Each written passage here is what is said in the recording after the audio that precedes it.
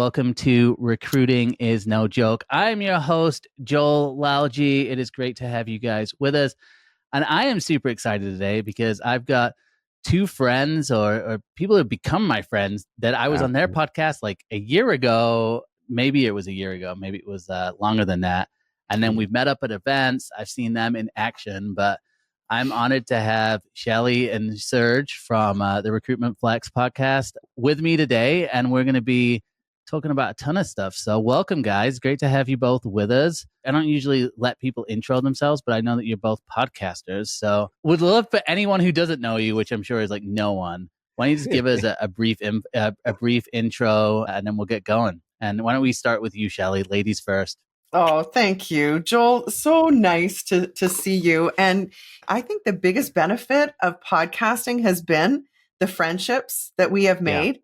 I don't think in any other world could I have imagined the people that we were going to meet. So I'm Shelley Billinghurst. I've been in talent acquisition 30 years. And so I never get tired about talking about talent acquisition, technology in TA, the world of work. We're hundreds of episodes in, and you'd think we would run out of things to talk about, but we don't. Like, it's just every single week we come together and talk about things that are happening specifically around the world in talent acquisition. So I wanted to ask you real quick, how did you guys get started with the podcast? Like what's the origin story? I didn't get that. Yeah, I'll let Serge tell that. So Shelley, to be exact, there's 356 episodes, and I'll give a brief intro. Obviously, Serge Boudreau. I have been in recruiting a little less than Shelley. I'm the younger but not smarter co-host. And similar to Shelley, I've been in this space in a couple different ways. So I've been a practitioner. I've led large TA teams. But I've also been on the other side working on the vendors. So working Indeed, Workopolis, big job. The sales guys. You can just say it. You're a sales guy. Yeah, sales guy, but also so many different things. I hate saying I'm a sales guy, but obviously these business do need sales. It's the lifeblood of how they run. So yeah, that's what I've done. So origin story of the podcast. I'm going to go a little bit back. The first time I met Shelley, because I was a sales guy. So I led a sales team here in Western Canada, and Shelley was one of our clients. So we had a fantastic rep that decided to leave and go somewhere else. So as the director, I'm like, okay, this is one of our big clients. I'm going to go in. I met Shelley the first time, and I knew I met a rock star the first time I met her, because like Shelley is the sweetest, kindest person you'll ever meet. But meeting her face to face, she puts a facade like she's hard as steel, right? Her handshake almost broke my hand. Like you are pretty badass, I have to say. She's like a little bit intimidating, but basically she fired me. Long story short, she fired the company. She did not renew her service. But I maintained a relationship with Shelley over the years, and we remain close, just bouncing ideas off each other. And I decided, hey, I want to do a podcast. I was kind of thinking it and asking her, like, what do you think? Would you be a guest? And suddenly it hit me like, Shelley, like, we got to do this together. Cool. I think that blend of doing it together, because we started May 2020, like everyone else during the pandemic. Wow. And we didn't know what we were going to do. The first 50 episodes were speaking in the void, literally. I think we had like 4 listeners. And it was horrible. Like listening back to it, I cringe because, okay, the mistake we made. Oh, we're going to be edgy, like Chad and Cheese, right? Yeah. And we swore, and it just wasn't us. And I think over the years, we've kind of found our groove. And we are who we are, and it's authentic to us. And I can't see us not doing the podcast. I don't care about the vanity metrics anymore. Like, great, we want downloads, all this fun stuff. Yeah. But man, even if I was speaking in the void of 5 people again, if I'm doing anything of value and giving them any value, I think this podcasting is worth it, because my wife is sick of me just talking about recruitment to her. So I got to do it somewhere. So that's the origin story. And now we're 356 episodes, 4 years. Wow. And we've grown not a massive audience, but a very consistent audience of fans that is grown year over year and keeps growing. So we're loving well, it. and you're both hosting events, and I know you're hosting at RecFest, right? Coming up or in September. Are you? Maybe not. We were just at TA Tech. So Serge and I were the MCs for the entire event. Peter Waddell just handed us the reins and a couple of microphones and said, "You're on." So that was a real highlight. We've done some really great events where we are hosting. And it's always, again, back to our North Star on why do this is really to upskill the TA profession. I love that. It's that simple, Joel. It's that simple. We want the TA profession to be respected. We want to share our knowledge. We want everyone to learn. So there's always like one thing. And Serge, this was kind of like Serge's, one of his original ideas was that, in every episode, you can come away with learning one thing that you can take back to your desk and apply. And we just got that feedback recently. So yeah, I mean, we don't do it for the money. I love it. That's for sure. And I think most of the people I know that did start or are starting podcasts, I wouldn't say most, but I know there's a lot. And there was a while back, there was like the podcast strategy. And funnily enough, I just talked to someone who they had an invite to kind of go on someone's podcast. And I was like, yeah, it's like the podcast strategy. And she's like, oh, I know. But he was a nice guy, so I'm going to do it. But I think that's so important, right? Because it's the same with content. I've monetized social media content, but I didn't really go in there with the intent of doing that. I've done that now because I put a lot of time into something and it's made sense to do that. But I just think having that mentality of like, well, what's the vision? What's the mission? That's what keeps you going. I think the vanity metrics part is huge too, right? It's like, I care a lot more about the depth of relationship and like the depth of listenership, depth of who's engaging with the content versus just pure numbers. And I think it's something that people overlook when they start because they might see 5 people. But when you think about that, I'm like, hey, that 5 turns into 10, 20, I mean, even 20 people listening to you. That's a lot of people and you're still making an impact. And I think people underestimate that. I agree with that. I think we get, like, if you look at it, say 100 people listening to you every week, how captive is that audience? That's 100 people that are taking half an hour of their week to listen to you. Man, talk about like a fan. Think about a captive audience that, like, for advertisers or people that are looking, it's the perfect audience. And I think we get concerned over, okay, do I have 100,000 followers, which is great, but also that can be hard to monetize. And I've seen that as well. I think a smaller audience of super fans is easier to monetize in my opinion. I love it. And now you guys work together, right? I mean, obviously you can probably work together in capacities, but now officially you're working together. So tell us about like the day job. Like, I'd love to know more about that as well. Shelley, I'd love to hear from you about your business. Thank you. For the last 10 years, I'd started my own company after being in the corporate world. And it was one of those with God as my witness. I will never ask anyone if I can take my mother to the doctor. Right. And I left the corporate world. And, a lot of people, especially leaving HR, it's like, what do HR people know about running a company? But 10 years later, I've grown the company substantially. And like any organization, you're going to plateau. Every single company, you ask anyone who has started their own company, you hit a moment in time where you plateau. And so I brought on Leah Sobring last August. And there's a story there. But at any rate, all that to say, Serge and I have done all this work with the podcast together. And I knew that in order to kind of move to that next level, so we are essentially digital recruitment, marketing, advertising agency. That's what higher value is. And with Serge's background in both corporate as well as job boards and technology, that's the muscle that was missing. I've grown the company as far as I could take it. Right. So now I'm bringing in key people and Serge was one of them.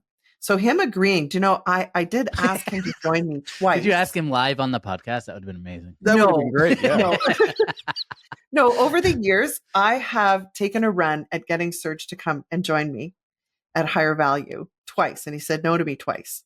And I think it was revenge for me firing him though. The first time we met. No, it was right time. and right opportunity. And we also know the market so well.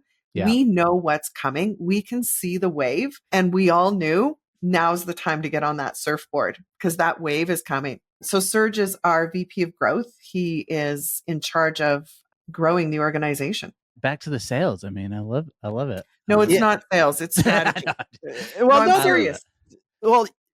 Everything is sales. In the context of doing business, there's always sales. I think the biggest thing is creating not only the strategy, but also the execution, but also creating an infrastructure that we can keep growing, right? Because there is a big market, especially in Canada. Like, we're very focused on the Canadian market. We do have a lot of American clients, right? But we see an opportunity here, and we see an opportunity with a big shift with what's going on in the job board world. Obviously, I'm sure you've talked a little bit about Indeed, what's going on there, and ZipRecruiter. They're all going through some challenges. And Dice too, I think, as well. Yeah, Dice, like all of them are struggling, and clients are looking for an answer, right? And I think the expertise that we have on our team, and the funny thing, Leah, that you mentioned, was actually the person that worked for me at Workopolis that quit the account with Shelley, and I went in. There is a lot of connections. What you've probably noticed, Joel, is this industry is a little bit incestuous, but in a good way. You work with someone that's really good, you want to work with them again, which is what's happened here.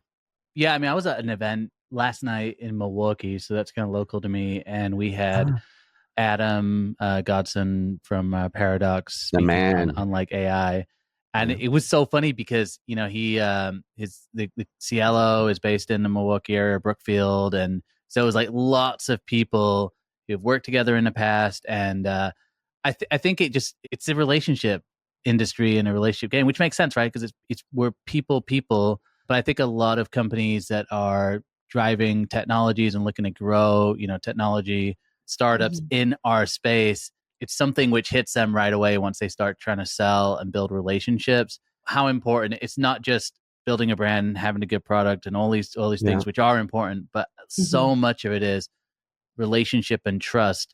And I think it goes because of HR and talent acquisition. I mean, at the end of the day, you can't do anything if those two things aren't in line and in order.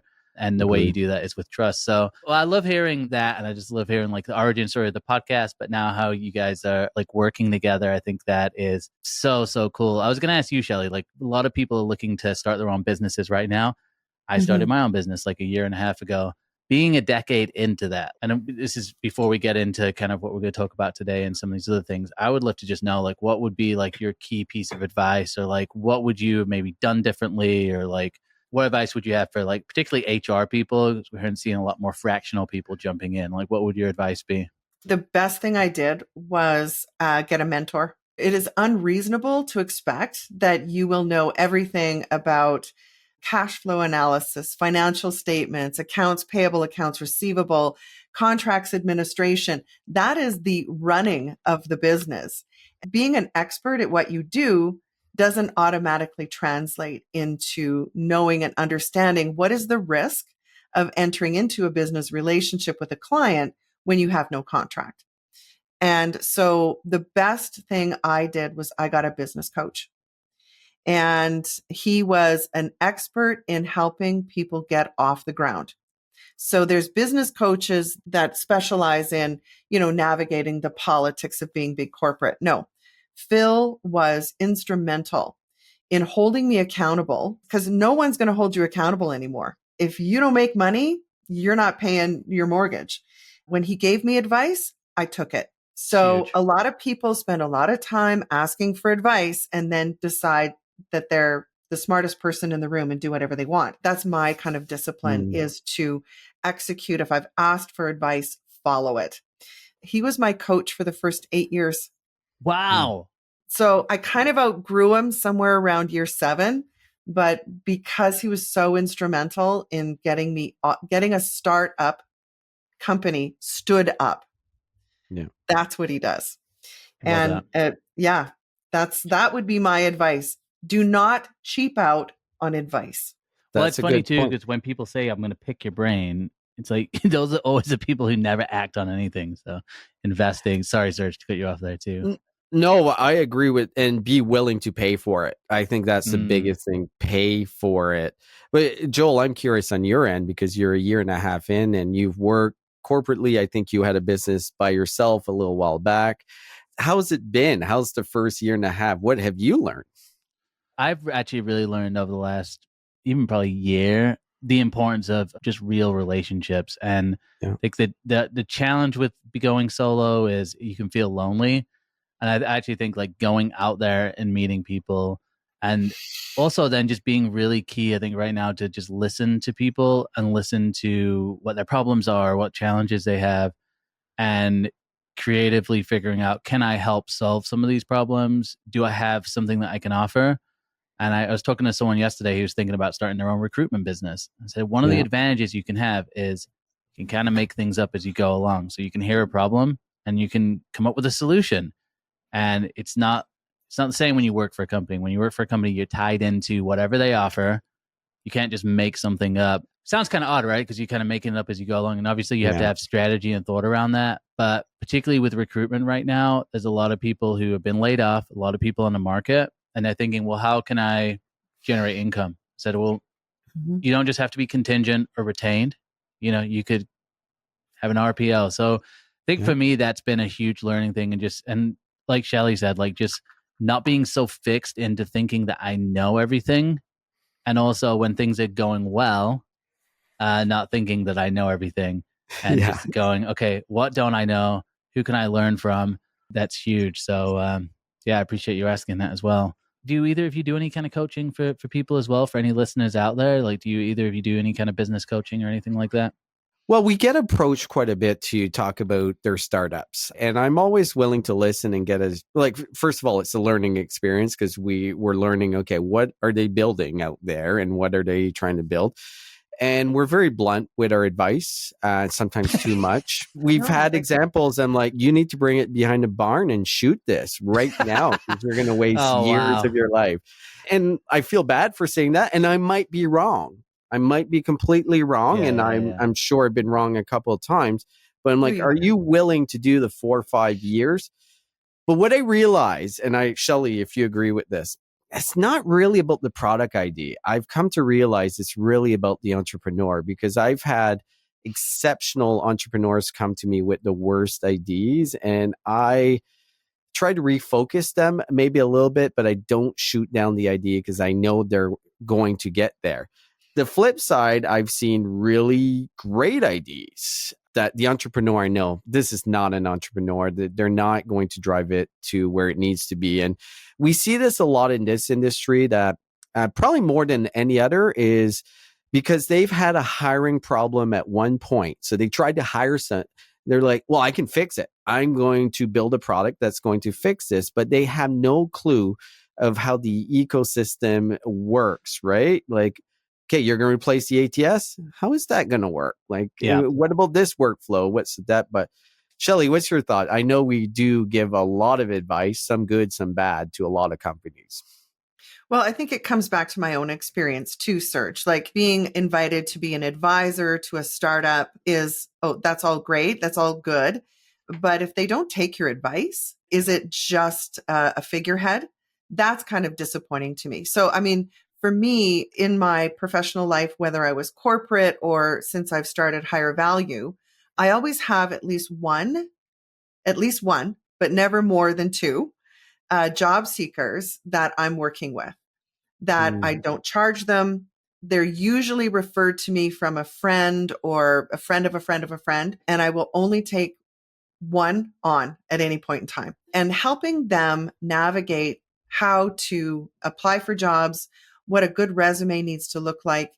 I also volunteer with the young women in business here in our city, where you're given a mentee and as a mentor, but they always pair me up with somebody who's just struggling to figure out and navigate this job application process. So that's just me personally. Like I've always done just something with at least one person. And if they take my advice, they have landed a job every single time. And you don't charge them though, Shelley, no, right? No. Yeah, exactly. No. And I don't offer it as a service. It keeps me plugged in to what job seekers are experiencing. Because I think recruiters can lose sight of what it feels like to not have a job, to have, your credit card bills and rent is due and you've got that staring right down you. That's scary, right? So it really is. And I say the day that I lose empathy for what it's like to be a job seeker is the day that I should probably go do something else for a living. Recruiters right now are definitely feeling the same pain as most job seekers. It's a tough market for recruiters out there. It's brutal. It's so brutal. So the empathy has probably come back to a lot of those recruiters, because I think you're right. Like sometimes in my recruiting career, I would deal with maybe 20, 30 candidates a day, either email or talking to them, and they become numbers. And I think that's happening in any job that you do, repetition. So coming back to that core element of, hey, like it's tough. This is a life-changing thing that you're doing, going for another job or trying to find a job. 100%. Yeah, look, I've seen that a lot too with like just even being on TikTok and doing like live shows. I do a big live show probably like 3 to 5 times a week. There's a lot of bad information out there and it is just a struggle. And I see a lot of times people put themselves out there and say, hey, it's really tough out there. And it's almost like the response that people give is either like, well, just go get a job at, Home Depot, or you're just lazy, or, if you've done marketing for 25 years, you're not just going to go and do concrete labor. And it's a backbreaking job.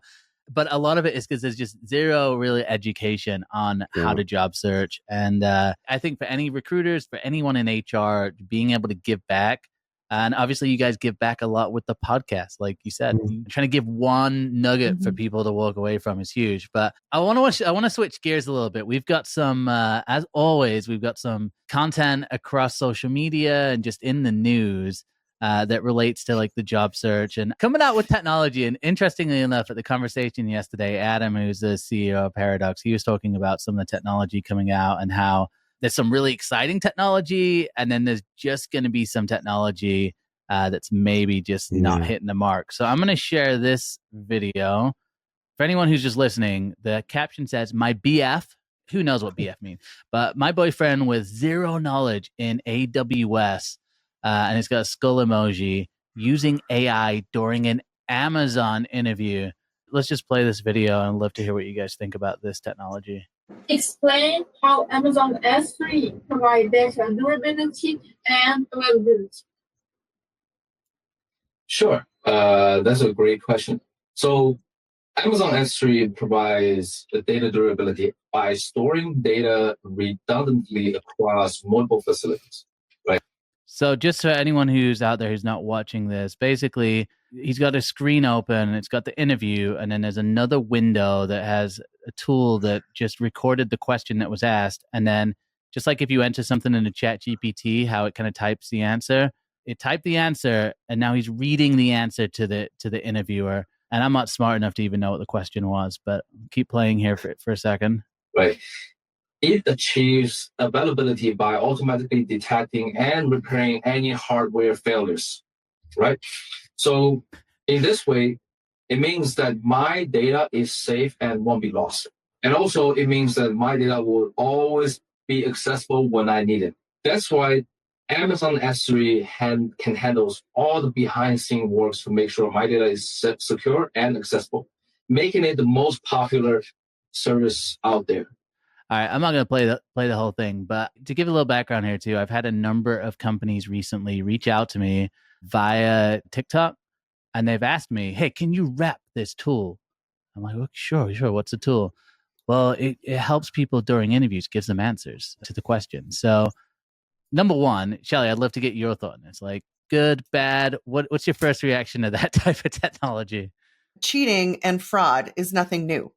Yeah. I think it's always been around. Yeah. It's just we're finding it shocking because as he's reading it, it sounds really impressive. That's not going to help him. If he thinks he can use AI to do the job for him, every fraud will be revealed, right? It's only a matter of time.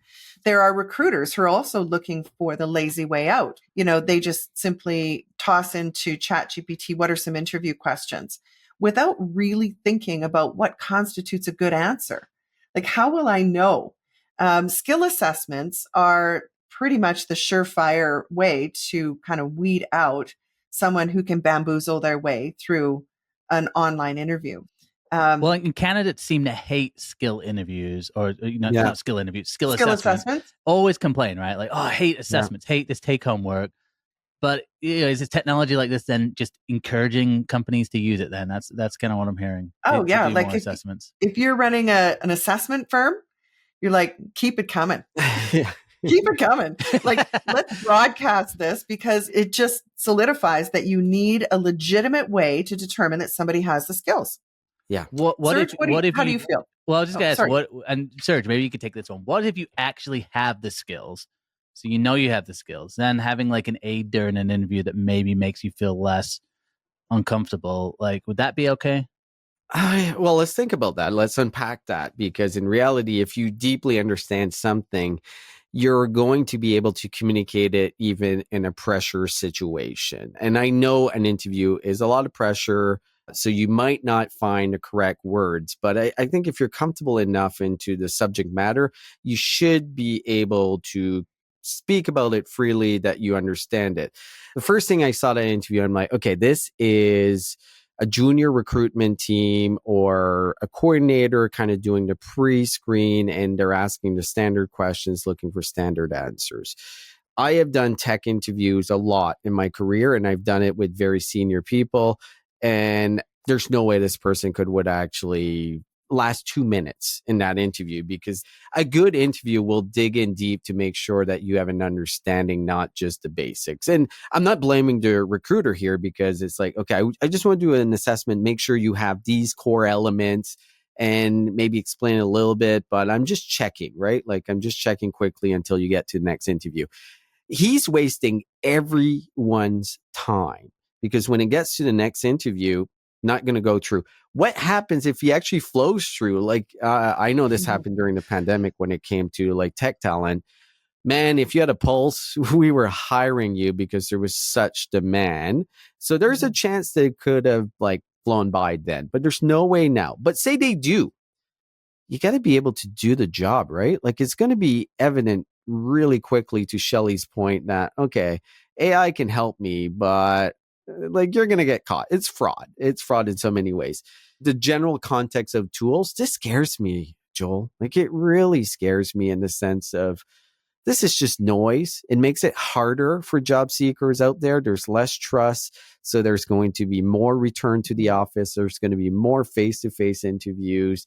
There is going to be more assessments. Like, companies are going to fight back with this, because, and maybe we get to the point it's a robot interviewing a robot. I think we're like maybe a year away from that. I like the interview prep tools, right? Where you're actually like prepping for the interview. I think that's fine. I think Glenn, Kathy from Roundstead was talking about that today on a post. Like, they've been using AI to kind of train interviewers. And even to your point, Shelley, like, instead of just asking questions, like, I think we could all get better at interviewing and just like, why are we asking these questions? How is this answer going to help us determine whether someone's a good fit? One more with just the AI tools for candidates. What are your guys' general thoughts on AI auto apply tools that are like kind of automatically applying to jobs? What's the general consensus on that? Here is one of the challenges that a lot of organizations have. And if you look at job seekers, you look at organizations, they're kind of bitching at each other, right? You ghost me, I ghost you. And then you look at just the reality of a recruitment team, they're overwhelmed. And like 2 years ago, the challenge was finding candidates. The challenge now is there is way too many candidates in a lot of cases, like thousands of applicants. And a lot of people are getting lost in the shuffle. Like, those folks that are leveraging these tools, applying to thousands of jobs. And I get it. Like, I totally get it. And if I didn't know anything about the industry, I'd be like, wow, this is going to make it a lot easier for me. So I'm not blaming the job seekers. But to what I was saying earlier, it's just creating a ton of noise that is causing challenges, and it's causing more people are getting ghosted on both sides because of it. Is it really helping? And well, first of all, like, I just looking at local job boards here, there's maybe 3 jobs that I could be qualified in a big city, or that would be a fit of what. How are you applying to thousands of jobs? I don't get how many, like, are you applying to literally everything? So, not a fan. I hate them. I get why job seekers use them. I get it. And I also like, if we step back and think about why job seekers have created this tool or how it was created.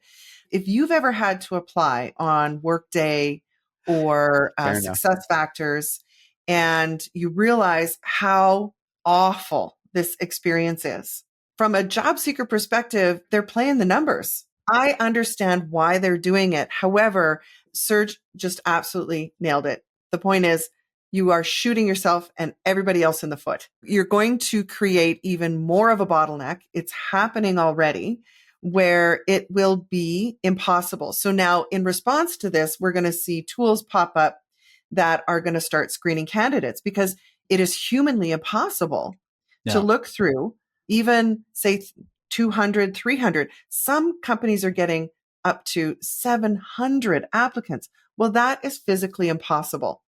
So now we're going to build tools that will help us at least somehow sift through this. Well, probably the best candidates are going to be missed. Yeah. Because the technology is not smart enough to, well, some of it may be for innuendo or, inference in terms of how the resume was written. But what else do we have to go on? Well, the resumes are getting better.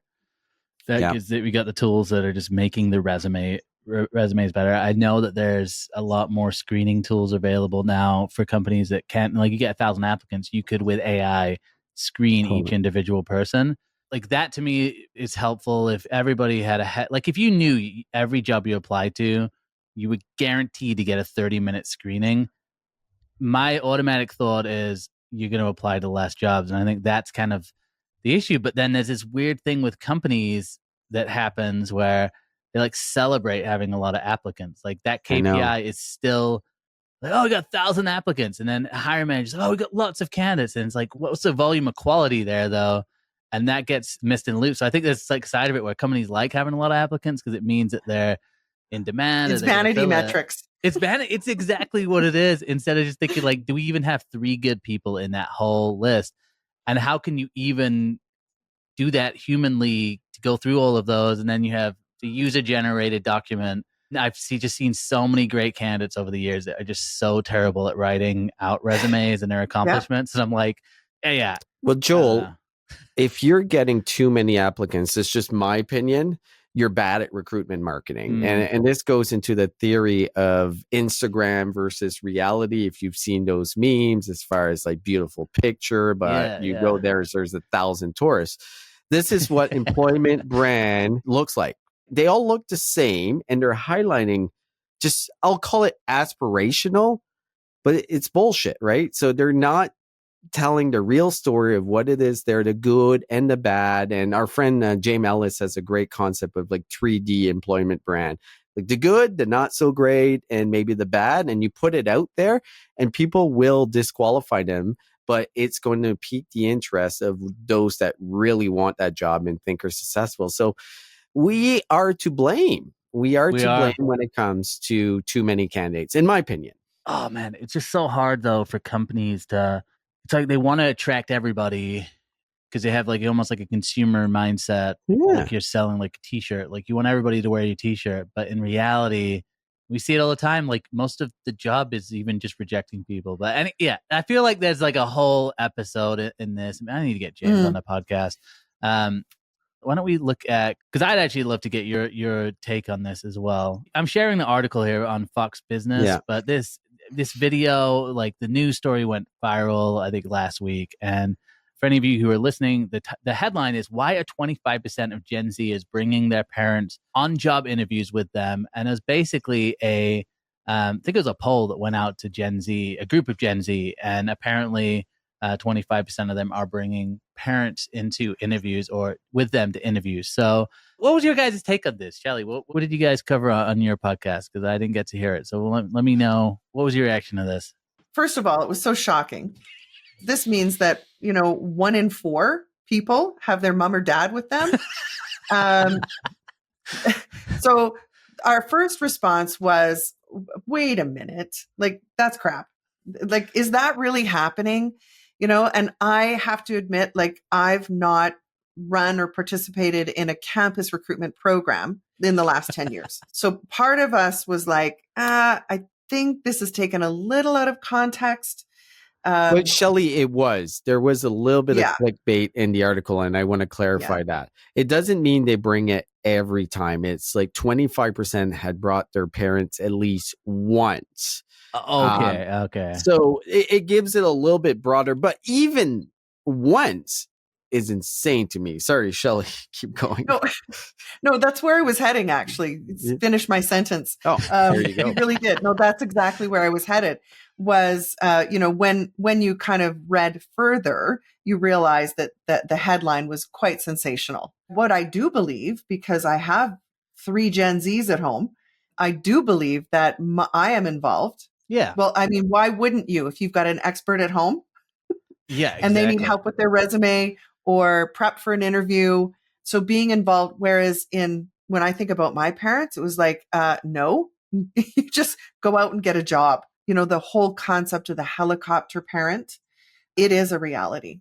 Kids do look to have their parents help them, unlike any other previous generation. Well, I think you're right. I think this is new to the generation, but it's interesting because Shelley, I'm going to call you out a little bit here. So you have 3 Gen Z kids. You're an expert in this industry, and you would never show up to an interview because you know how bad that was. But let's put Shelley not being an expert in this industry and how you are with your kids. You're definitely that parent that is very, very involved, right? Like, I think it's part of the generation of, like, I'm Gen X, you're like Gen X as well. I think our generation was like, we would just go out, right? Like, we had limited supervision. We did things on our own, but we didn't want that for our kids.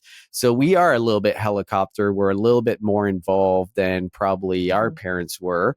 So I think you would have done it, Shelley. I think I wouldn't surprise me you would have showed up to an interview with Brooklyn at a retail store. No, I absolutely would not. No? Because we also understand like how poorly that reflects on her, that her mom is standing there. Where I do say I'm involved is writing the resume. Yes. Understanding how to apply for jobs, understanding the follow-up. My oldest got his first big boy job this year after he finished his degree. And he was in competition with one other candidate. And I said, send a thank you note written from your heart. Oh, wow. Why you want this job. He did it and he got the job. And they told him after they hired him that the tiebreaker was that letter. Yes. So this is a hot take within itself right here. Yeah. Thank you note coming through. Oh my gosh. Okay. Well, he knew, and they told him it was really down to him and one other candidate. Yeah. And here he is, a new grad, and the other candidate had like 10 years of experience. So not even fair. What was the right? Like what was the position? Just out of curiosity. So he is what's called an ESG analyst. Okay. So it's environmental and governance analyst role. Pretty technical role. Very technical. Yeah. A lot of research, like any analyst role. So all that to say, the fact that he would even ask me, tell you in our generation, Serge, like even you, Joel, there's no way I'd ask my parents.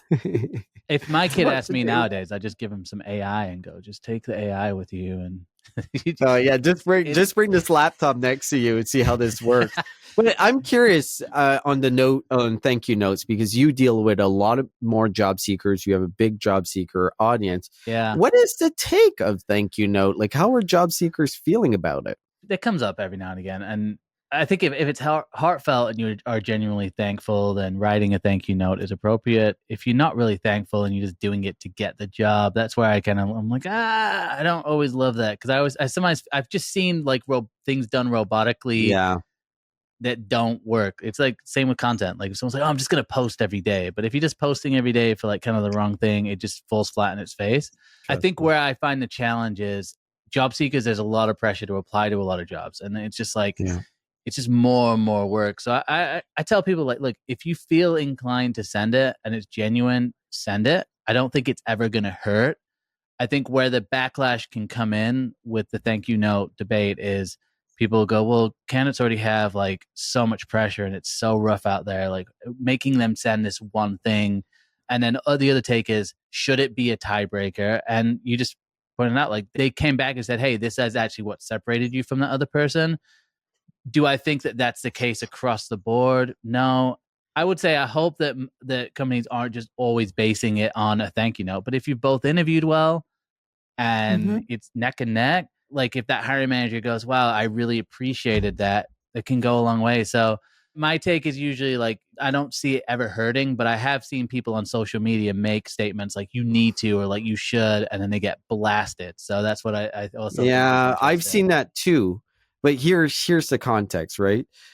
There is a lot of competition out there. Why wouldn't you do something to stand out? And it needs to be heartfelt. And anyone that's saying, well, I didn't get chosen, it's not fair because I didn't write a thank you note, like go cry somewhere else. Well, it's like I make videos all the time about sucking up to people in corporate. I'm like, kind of a thing that there is an element of gamesmanship just in general with corporate and knowing how people work and relationships. And again, it's like, is it ever going to hurt you? Like, I've never seen someone get turned down because of the thank you note, but we've seen people get jobs because of a thank you note. So I don't know. Well, if you want to play the game, you got to play the game, right? If it's not something that you want, say you don't want to play the corporate game, well, don't go work corporate. Start your own thing, figure something else. But you can't complain about the rules of the game and want to be part of the game. Like, you can't have it both. So if you don't want to play them, don't play it. But don't complain that because an offer, like a thank you note, you didn't get the job. I'm like, go somewhere else. Well, it's funny that people get kind of canceled for saying like thank you notes are a good thing. Or they don't get canceled, but they get like, you get the mob on you for saying that. And, I'm done with the cancel. Well, it's just the social media, right? It's like, it's so easy for people to talk a big game in a group of people online. One of the things I've noticed when you go out and meet people, like I met someone who blocked me one time, and it was just like, oh, hey, like it's not like I had a blocked mark over my face in real life. It was like we were having a conversation. But last one I want to cover here, because it actually, I think, is in line with everything we're talking about. This is a video that I did that people responded, got pretty decent engagement on Instagram, but it's kind of in line with what we're talking about. But I'd love to end with this and just get your kind of take on what's happening. So if anyone who's out there, the headline that I wrote this headline. It says, people are ditching the corporate grind in mass numbers. Recruiter exposes why. I love those headlines, but I'll just play this video. So, talks about Gen Z and millennials not being interested in climbing the corporate ladder. I don't know about you, but if you're anything like me, we've seen our parents get screwed over, and we're seeing people left and right this year getting laid off with zero notice. Is it any wonder that people are starting to look at other options like owning your own business, maybe being a fractional professional? But basically, the idea of spending your whole life working up a corporate ladder just to get laid off in a heartbeat doesn't make any sense. I think companies are really going to struggle to attract talent in the future because they've forgotten one thing. The loyalty to us actually matters. If you want to motivate people I'm not going to play the whole thing, but kind of in line with what we're talking about, right? Have you seen a shift? Obviously, you've both been in recruitment for a good amount of time. Have you seen just a shift in general? And is that more to do with just the climate of where things are at in a moment of time? Do you think maybe people will go back to this kind of corporate grind? But I'd love to get your thoughts on that just to kind of end the show here. We have seen this move away from the grind. Do you remember when was it, 2021, 2022, where the power had actually shifted to the job seeker? Yeah. That may never happen again. In my 30 years of recruiting, I had never seen so much power in the hands of the job seeker about work from home, conditions in which they're wanting to work. And we were like, oh, this is never going to end. But in fact, the imbalance of power between the employer and the employee is pretty much baked into the corporate world. Who holds all the cards? The employer does. And sure enough, here we are in 24, everybody back to the office, regardless of the fact of productivity, regardless of anything. Corporate, they do hold the power, and that is the economic engine. They have the ability to control your pay, and they're pulling those levers. The options for people to work, I think the old term is gig economy or fractional. There's never been such a unique opportunity in time, in the history of the human race, for you to be able to take on pieces of work that you're good at, that you enjoy, and you can make a living doing it. Well, I think Shelley's right. There's been such a big shift. And I think in reality, too, we saw a lot of people create a lot of content during the pandemic, and they did really well. Like, I think you're the perfect example, right? You've showcased of how to do it, how to create your personal brand, and then build a business from it. And people see it and be like, well, Joel doesn't look that smart, right? Like, I can do the same thing. It's just exactly. I'm kidding, Joel, but I like people see this, like they see us doing a podcast and then we're getting hired for different events and they're like, oh, this is easy. I just have to do it. But I don't think people realize how hard it is to run your own business. I don't think they realize, even as a solopreneur, the loneliness you get, the hard work, the rejection that you get over and over again. And I think a lot of content creators have shown the good side, but we haven't seen the bad side of it too, right? And everyone is striving to be a content creator. I asked my 9-year-old daughter what she wants to be, and she wants to have a YouTube show and make as much money as the lady that's painting stuffies or these squishies online that has 4 million views every show, right? Like, it's insane, but I get it. And I think in reality, when you have options, you look at, hey, this corporate thing is not for me. But also sometimes reality hits you, and that's what you got to do to feed your family. That's what you got to do to make money, to drive your career. So I'm never going to harm anyone, like, or have any negative will against someone that is, hey, I got to do the corporate thing again, and I got to build it that way. So I guess it goes both ways, but I definitely think the future is very much skill based, and we're seeing that. It's not going to be uncommon to have a ton of fractional people doing one particular skill over and over, and that person is doing that skill at maybe 10 different companies. They're just focused on that particular outcome that needs to get done. So I think we will see it more and more, and I think hiring corporately is going to become more difficult, but I think we have a bumpy ride until we get to a point that this is completely different than it is right now.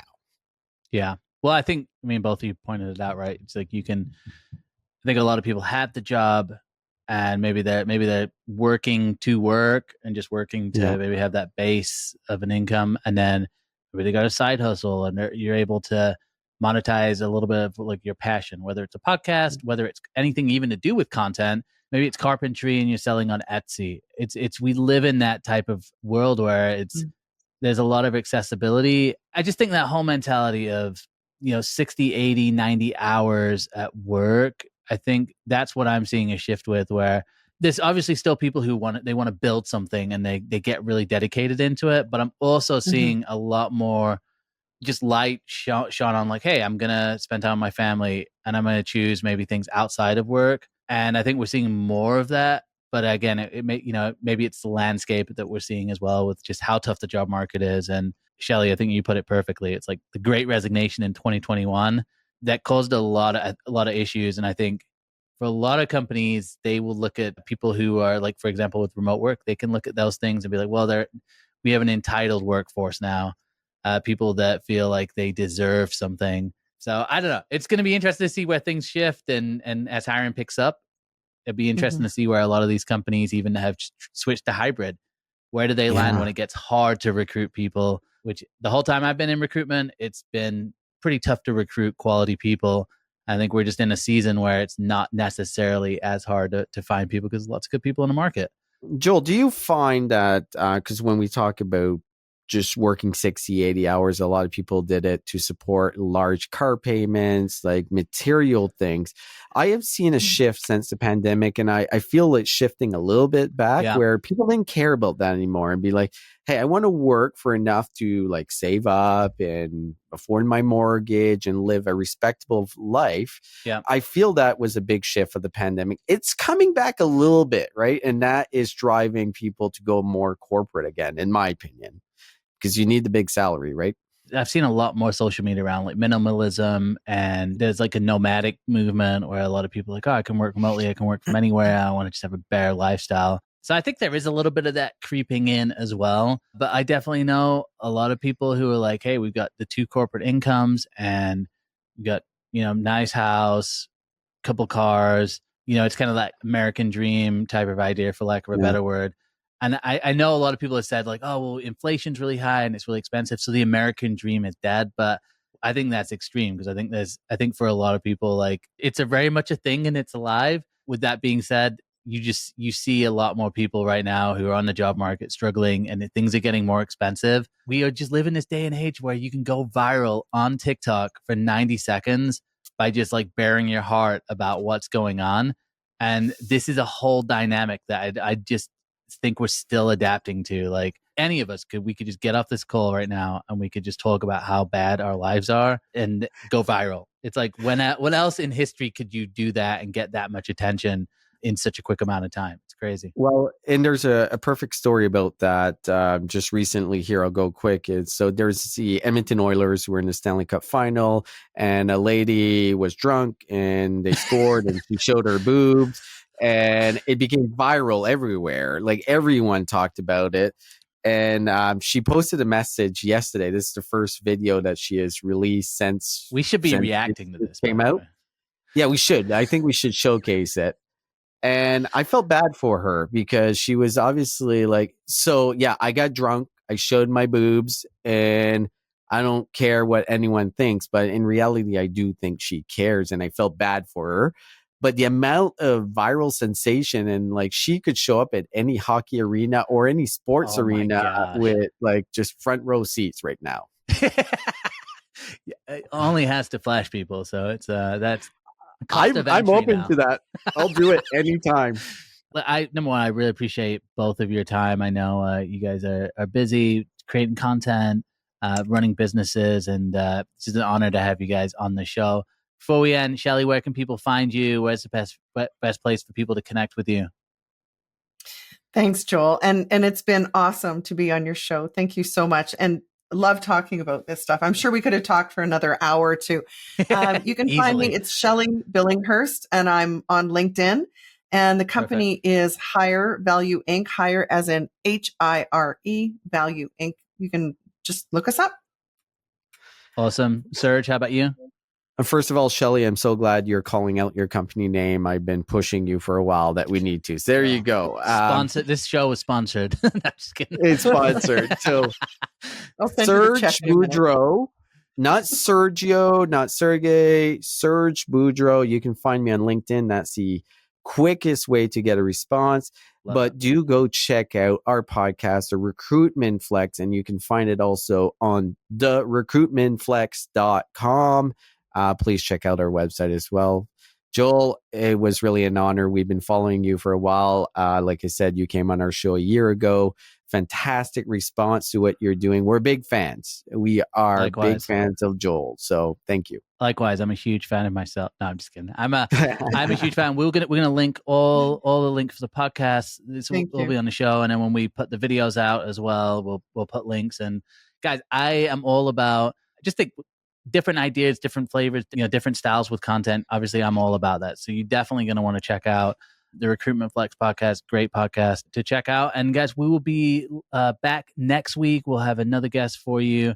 As always, please go to therealistrecruiter.com. You can get all of our past episodes. You can subscribe on Spotify, iTunes. You can go to YouTube and watch some of these reactions from these videos as well. And if you want to be a guest on the show, or you've got some stories that you want to share, I am always open to that. So just reach out to me on LinkedIn. You know where to find me.